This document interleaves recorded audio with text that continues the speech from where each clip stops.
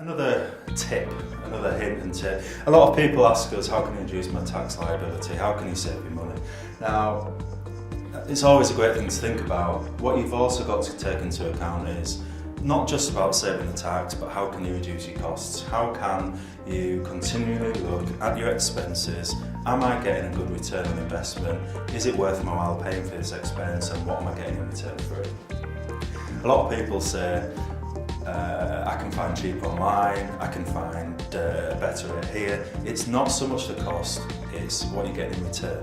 If you're paying £100 for something and you're getting nothing back and adding no value to your profit, no value to your turnover or your business, then it's a wasted £100. If you're spending £1,000 but getting £5,000 back in new business, in improved brand awareness, then all of a sudden you're better off spending your £1,000 than £100. So it's not always cost, it's about making sure that you're getting a good return.